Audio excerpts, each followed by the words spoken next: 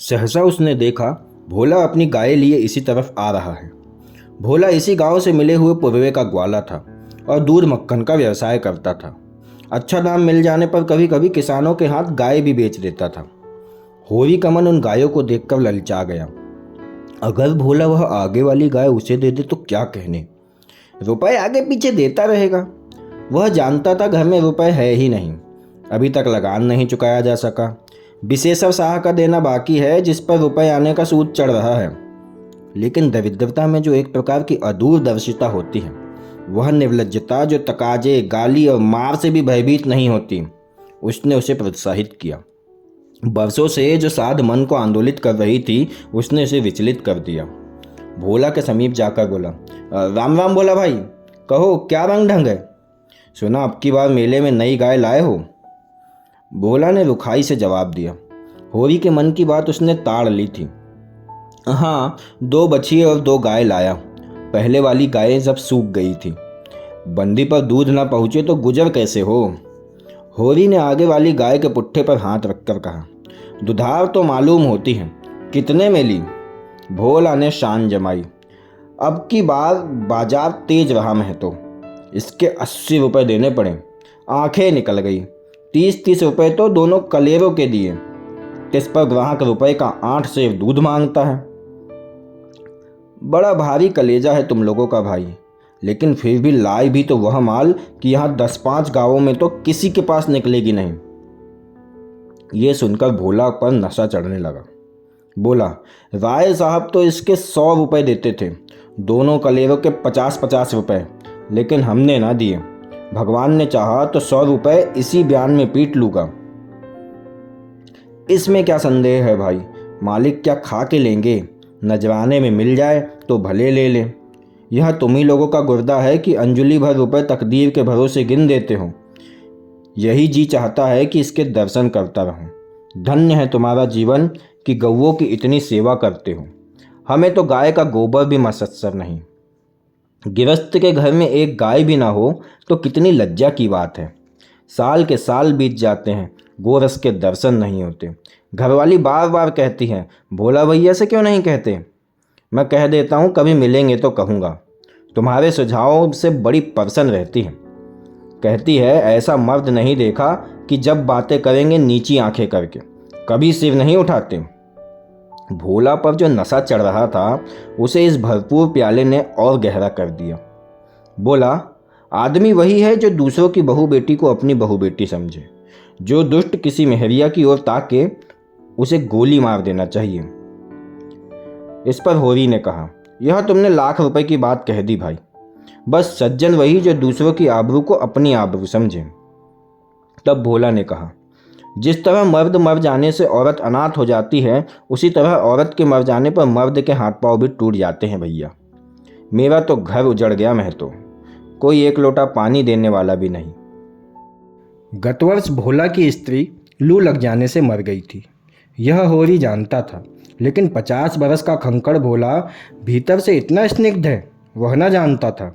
स्त्री की लालसा उसकी आंखों में सजल हो गई थी। होरी को आसन मिल गया। उसकी व्यवहारिक कृषक बुद्धि सजग हो गई। बोला, पुरानी मसल झूठी थोड़ी है, बिना घरनी का भूत का ढेरा। कहीं सगाई क्यों ठीक नहीं कर लेते? तब भोला बोलता है, ताक में हूँ महतो, पर कोई जल्दी फंसता नहीं। 150 खर्च करने को भी तैयार हूँ, लेकिन जैसी भगवान की इच्छा। तब होरी बोला, अब मैं भी फिक्र में रहूँगा, भगवान चाहेंगे तो जल्दी घर बस जाएगा। इस पर भोला बोला, बस यही समझ लो कि उबर जाऊँगा भैया। घर में खाने को भगवान का दिया बहुत है, 4 पसेरी दूध हो जाता है, लेकिन किस काम का? तब होरी कहता है, मेरे ससुराल में एक महरिया है, 3-4 साल हुए उसका आदमी उसे छोड़कर कलकत्ता चला गया। बेचारी पिसाई करके गुजर कर रही है। बाल बच्चा कोई नहीं, देखने सुनने में अच्छी है, बस लक्ष्मी समझ लो। भोला का सिकुड़ा हुआ चेहरा जैसे चिकना गया। आशा में कितनी सुधा है। बोला, अब तो तुम्हारा ही आसरा है महतो, छुट्टी हो तो चलो एक दिन देख आएं। मैं ठीक ठाक करके तुमको कहूँगा। बहुत उतावली करने से भी काम बिगड़ जाता है। जब तुम्हारी इच्छा हो तब चलो, उतावली का है कि इस कबरी का मन ललचाया हो तो ले लो।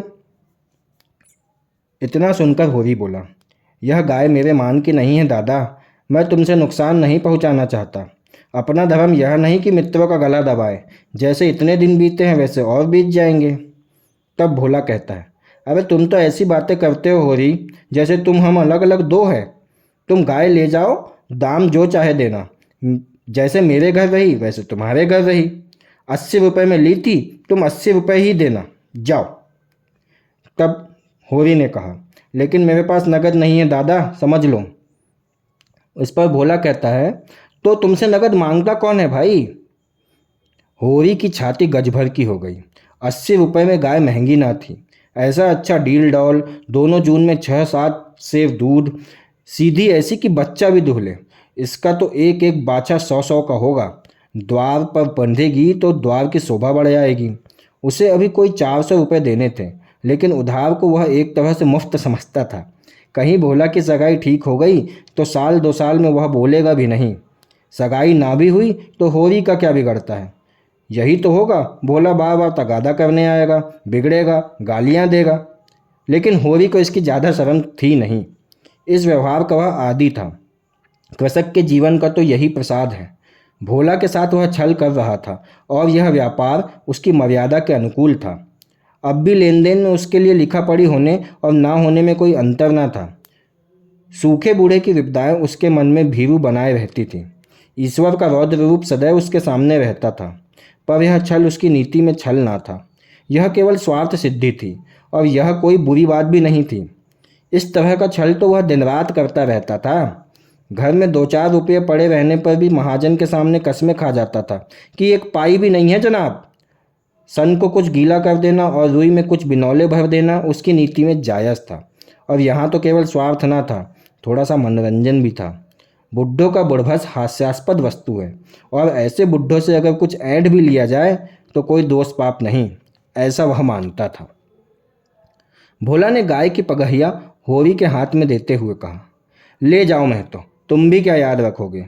ब्याते ही 6 सेव दूध लेना। चलो मैं तुम्हारे घर पहुंचा दूं। शायद तुम्हें अनजान समझकर रास्ते में कुछ दिक्कत करें। अब तुमसे सच कहता हूँ, मालिक 90 रुपये देते थे, पर उनके यहाँ गौओं की क्या कदर। मुझसे लेकर किसी हाकिम हुक्काम को दे देते। हाकिमों को गौ की सेवा से क्या मतलब? वह तो खून चूसना भर जानते हैं। जब तक गाय दूध देती रखते, फिर किसी के हाथ बेच देते। किसके पल्ले पड़ेगी कौन जाने। रुपया ही सब कुछ नहीं है भैया, कुछ अपना धर्म भी तो है। तुम्हारे घर आराम से रहेगी तो यह ना होगा कि तुम अपना खाकर सो रहो और गऊ भूखी पड़ी रहे। उसकी सेवा करोगे, चुमकारोगे, गऊ हमें आशीर्वाद देगी। तुमसे क्या कहूँ भैया, घर में चंगुल भर भूसा नहीं रहा। रुपये सब बाजार में निकल गए। सोचा था महाजन से कुछ लेकर भूसा ले लेंगे, लेकिन महाजन का पहला ही नहीं चुका, उससे इनकार कर दिया। इतने जानवरों को क्या खिलाएं, यही चिंता मारे डालती है। चुटकी चुटकी भर खिलाऊं तो मन भर रोज खर्च है। भगवान ही पार लगाए तो लगे।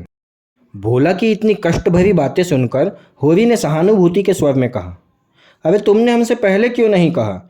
हमने एक गाड़ी भूसा बेच दिया। भोला ने माथा ठोक कर कहा, इसलिए नहीं कहा भैया कि सबसे अपना दुख क्यों रोऊं। बांटता कोई नहीं, हंसते सबई हैं। जो गाय सूख रही है उनका गम नहीं, पत्ती सत्ती खिलाकर जिला लूँगा। लेकिन अब यह तो रातिब बिना नहीं रह सकती। हो सके तो 10-20 रुपये भूसे के लिए दे दो। किसान पक्का स्वार्थी होता है, इसमें संदेह नहीं। उसकी गांठ से रिश्वत के पैसे बड़ी मुश्किल से निकलते हैं। भाव ताव में भी वह चौकस होता है। ब्याज की एक एक पाई छुड़ाने के लिए वह महाजन की घंटों चिचौरी करता है। जब तक पक्का विश्वास न हो जाए वह किसी के फुसलाने में नहीं आता। लेकिन उसका संपूर्ण जीवन प्रकृति के स्थायी सहयोग है। वृक्षों में फल लगते हैं, उन्हें जनता खाती है। खेती में अनाज होता है, वह संसार के काम आता है। गाय के थन से दूध होता है, वह खुद पीने नहीं जाती, दूसरे ही पीते हैं। मेघों से वर्षा होती है, उससे पृथ्वी तृप्त होती है। ऐसी संगति में कुत्सित स्वार्थ के लिए कहीं स्थान नहीं। होरी किसान था और किसी के जलते हुए घर में हाथ सेकना उसने नहीं सीखा था। भोला की संकट कथा सुनते ही उसकी मनोवृत्ति बदल गई। पगहिया को भोला के हाथ में लौटाता हुआ बोला, रुपये तो दादा मेरे पास नहीं है। हाँ, थोड़ा सा भूसा बचा है, वह तुम्हें दूंगा। चलकर उठवा लो। भूसे के लिए तुम गाय बेचोगे और मैं ले लूँगा। मेरे हाथ कट ना जाएंगे? भोला ने आर्द्र कंठ से कहा। तुम्हारे बैल भूखों ना मरेंगे? तुम्हारे पास भी ऐसा कौन सा बहुत सा भूसा रखा है? तब होरी ने कहा, नहीं दादा, अब की बार भूसा अच्छा हो गया था।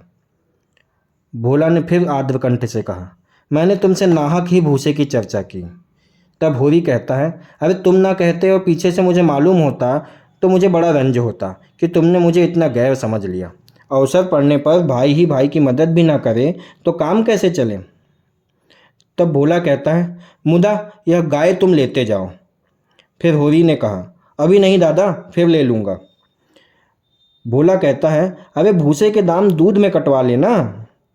होरी ने दुखित स्वर में कहा, दाम कौड़ी की इसमें कौन बात है दादा? मैं एक दो जून तुम्हारे घर खा लूँ तो तुम मुझसे दाम मांगोगे? तब भोला कहता है, लेकिन तुम्हारे बैल भूखे मरेंगे कि नहीं? होरी, भगवान कोई ना कोई सबील निकालेंगे ही।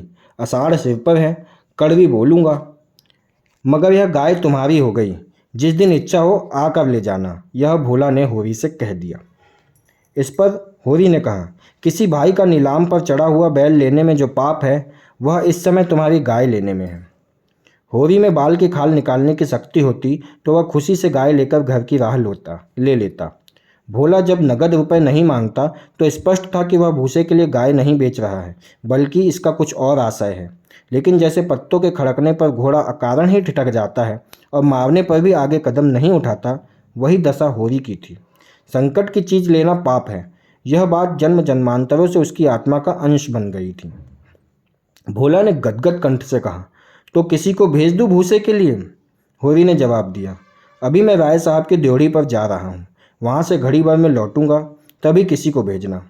भोला की आंखों में आंसू आ गए। बोला, तुमने आज मुझे उबार लिया होरी भाई। मुझे अब मालूम हुआ कि संसार में मैं अकेला नहीं हूँ, मेरा भी कोई हेतु है। एक क्षण के बाद उसने फिर कहा, उस बात को भूल ना जाना। होरी आगे बढ़ा तो उसका चित्त प्रसन्न था। मन में एक विचित्र स्फूर्ति हो रही थी। क्या हुआ, 10-5 मन भूसा चला जाएगा? बेचारे को संकट में पड़कर अपनी गाय तो ना बेचनी पड़ेगी। जब मेरे पास चारा हो जाएगा तब गाय खोल लाऊंगा। भगवान करे मुझे कोई मेहरिया मिल जाए, फिर तो कोई बात ही नहीं। उसने फिर पीछे मुड़कर देखा। कबरी गाय पूंछ से मक्खियाँ उड़ाती, सिर हिलाती, मस्तानी मंद गति से झूमती चली जाती थी, जैसे बंदियों के बीच में कोई रानी हो। कैसा शुभ होगा वह दिन जब यह कामधेनु उसके द्वार पर बंधेगी। दोस्तों, इस भाग में आपने देखा कि कैसे भोला की गाय को देखकर होरी का उस पर दिल आ जाता है, और जब भोला अपनी व्यथा बताता है कि उसकी पत्नी के गुजर जाने के बाद से वह बहुत अकेला हो गया है, तो इसी बात का फ़ायदा उठाते हुए होरी किसी अन्य लड़की को उससे मिलवाने के हिसाब से बताता है, और भोला इस बात पर राजी हो जाता है और वह अपनी गाय भी होरी को देने के लिए राजी हो जाता है। लेकिन जब भोला अपनी अन्य व्यथाएं बताता है कि उसके घर में गायों को खिलाने के लिए भूसा तक नहीं बचा है, तब होरी का मन पसीज जाता है और होरी इस संकट की घड़ी में भोला को अपने घर से चारा उठाकर ले जाने के लिए कह देता है। लेकिन भोला के बहुत कहने पर भी होरी उसकी गाय को नहीं ले जाता है। तो दोस्तों, इसके आगे क्या हुआ यह जानने के लिए अगला भाग 3 अवश्य देखें। और दोस्तों, यदि आपको मेरी यह श्रृंखला और मेरा यह काम पसंद आ रहा हो तो मेरे वीडियोस को लाइक ज़रूर करें और मेरे चैनल को सब्सक्राइब भी करें, ताकि आगे आने वाली श्रृंखला के भाग आपको नोटिफिकेशन के माध्यम से दिखते रहें। धन्यवाद दोस्तों।